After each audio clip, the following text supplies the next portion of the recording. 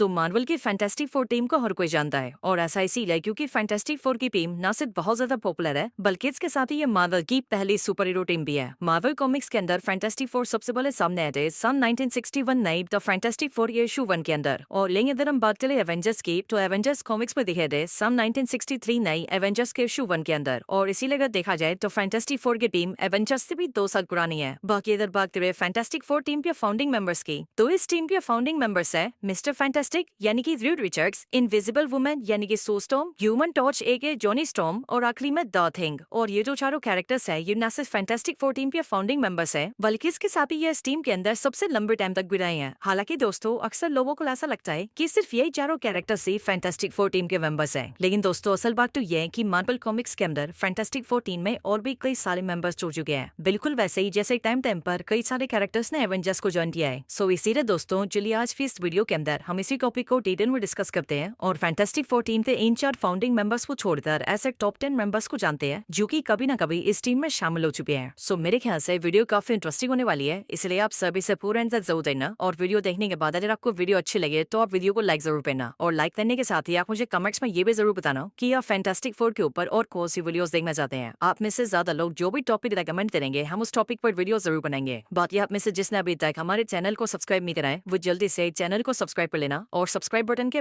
Bell icon को भी और प्रेस कर लेना ताकि आप हमारे चैनल की सारी लेटेस्ट वीडियो सबसे पहले देख सकें। तो आइए अब हम बिना किसी देरी के आज की इस कमाल की वीडियो नंबर 10 स्पाइडरमैन। तो स्पाइडरमैन मार्वल का सबसे फेमस कैरेक्टर होने के साथ साथ एवेंजर्स टीम का भी एक बहुत ही जरूरी मेंबर है, और एवेंजर्स टीम में रहकर स्पाइडरमैन कई सारे बड़े खतरों का सामना कर चुका है। लेकिन दोस्तों क्या आप जानते हैं मार्वल कॉमिक्स के अंदर स्पाइडरमैन सिर्फ एवेंजर्स में नहीं बल्कि फैंटास्टिक फोर टीम में भी रह चुका है, और ये चीज होती है मार्वल कॉमिक्स के अमेजिंग स्पाइडरमैन के इशू 657 के अंदर। असल में इस वाले इवेंट के अंदर फैंटास्टिक फोर टीम से ह्यूमन टॉर्च की मौत हो जाती है, और ह्यूमन टॉर्च के मरते टीम के अंदर एक मेंबर की जगह खाली हो जाती है, जिस वजह से फैंटास्टिक फोर की टीम स्पाइडरमैन को अप्रोच करती है। एंड देन उसके बाद ही स्पाइडरमैन फैंटास्टिक फोर टीम को ज्वाइन कर लेता है, और फिर उस वाले इवेंट से लेकर आगे आने वाले कई सारे इवेंट्स के अंदर स्पाइडरमैन उसी टीम का मेंबर रहता है। Number 9 Franklin Richards. तो फ्रैंकलिन रिचर्ड्स मिस्टर फैंटास्टिक और सो स्ट्रॉन्गर बेटा है, और ये कॉमिक्स में सबसे पहले सामने आता फैंटास्टिक फोर के इशू 4 के अंदर। फ्रैंकलिन रिचर्ड्स एक ओमेगा लेवल का म्यूटेंट है, और अगर उसकी म्यूटेंट पावर्स की बात की जाए तो वो mega manipulation, reality manipulation, exploitation, telekinesis और इवन टेलीपैथी भी कर सकता है। अब वैसे देखा जाए तो जो फ्रैंकलिन रिचर्ड्स है वो मिस्टर फैंटास्टिक और सो स्ट्रॉन्गर बेटा है, और ये दोनों के दोनों फैंटास्टिक फोर टीम के फाउंडिंग मेंबर्स है। लेकिन इसका मतलब ये नहीं है कि इन दोनों के मेंबर होने की वजह से इनका बेटा फ्रैंकलिन भी अपने आप ही टीम का मेंबर बन जाएगा। और इसी बात को कॉमिक्स के अंदर मार्वल ने भी साबित किया है, क्योंकि जब मार्वल कॉमिक्स के अंदर सीक्रेट वॉर्स का इवेंट आता है तब जाकर ही फ्रैंकलिन फैंटास्टिक फोर का ऑफिशियल मेंबर बनता है और अपनी टीम के साथ मिलकर लड़ाई में हिस्सा लेता है। Number 8 miss Marvel. तो वैसे तो मिस मार्वल भी फैंटास्टिक फोर टीम की मेंबर रह चुकी है, लेकिन यहाँ पर जनरल एक बात यह है कि ये वाली मिस मार्वल कमाला खान नहीं है बल्कि ये है मार्वल कॉमिक्स की शैलन वेंचुरा। और वैसे आप सबको ही पता होगा कि मार्वल कॉमिक्स के अंदर मिस मार्वल एक टाइटल है जो कि टाइम टाइम पर कई सारे कैरेक्टर्स ले चुके हैं। और रही बात है शैलन वेंचुरा की, तो ये भी कॉमिक्स के अंदर एक टाइम पर मिस मार्वल बन चुकी है, जो कि कॉमिक्स में सबसे पहले सामने आई थी सन 1985 में द थिंग के इशू 27 के अंदर। और अगर बात करें इसके फैंटास्टिक फोर टीम को ज्वाइन करने की, तो इसने टीम को ज्वाइन किया था सन 1987 में फैंटास्टिक फोर के इशू 307 के अंदर। असल में इस टाइम पर होता कुछ ऐसा है कि शैरन वेंचुरा की बॉडी एक कॉस्मिक रेस से एक्सपोज हो जाती है, जिसके बाद उस कॉस्मिक रेस की वजह से उसकी बॉडी म्यूटेट हो जाती है एंड वो बिल्कुल द थिंग जैसी हो जाती है। और फिर द थिंग की तरह होने के बाद ही वो फैंटास्टिक फोर टीम को ज्वाइन कर लेती है और द थिंग से इंस्पायर होकर अपना नाम शी थिंग रखती है।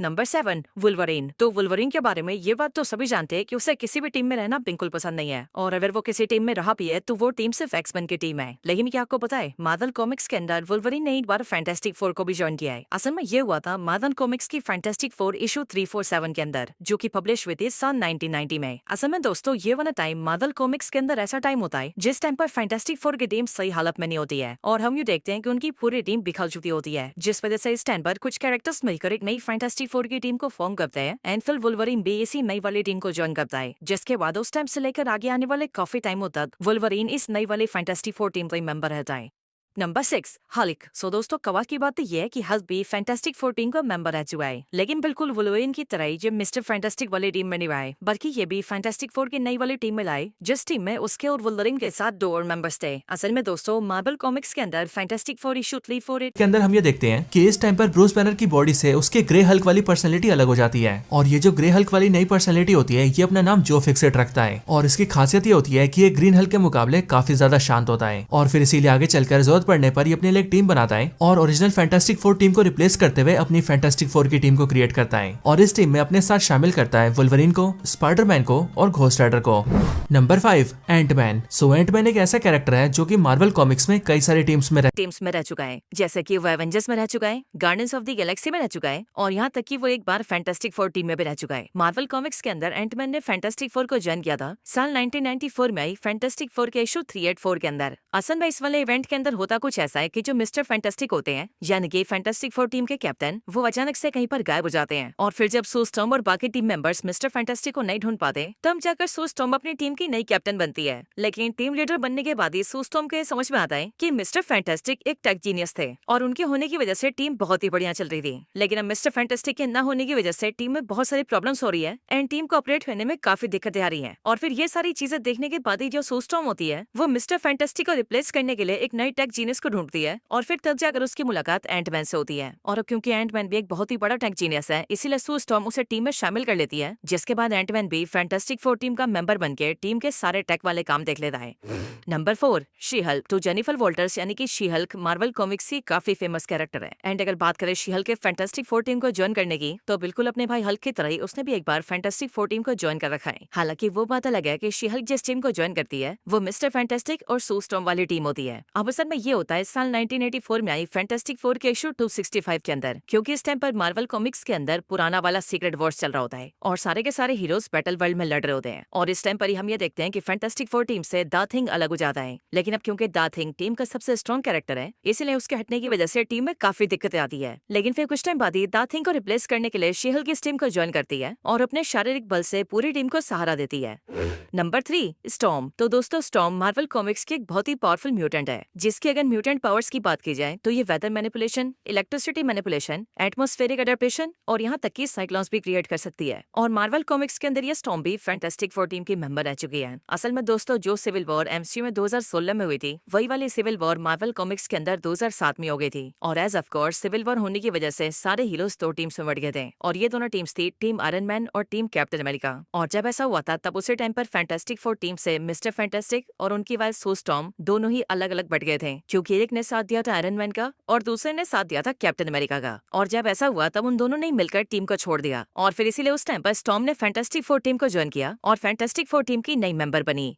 Number 2 black panther. सो दोस्तों मार्वल कॉमिक्स के अंदर स्टॉर्म और ब्लैक पैंथर हस्बैंड वाइफ रह चुके हैं, और इसीलिए जब 2007 की सिविल वॉर के अंदर मिस्टर फैंटास्टिक और सू स्टॉर्म टीम को छोड़ देते हैं और जाकर आयरन मैन और कैप्टन की टीम को ज्वाइन कर लेते हैं, तब उसी टाइम पर मिस्टर फैंटास्टिक और सू स्टॉर्म को रिप्लेस करने के लिए स्टॉर्म के साथ साथ उसका पति ब्लैक पैंथर भी फैंटास्टिक फोर टीम को ज्वाइन करता है, जिसके बाद ये दोनों हस्बैंड वाइफ टीम को संभालते हैं, और जब तक मिस्टर फैंटास्टिक और सू स्टॉर्म वापस नहीं आते तब तक टीम को बरकरार रखते हैं।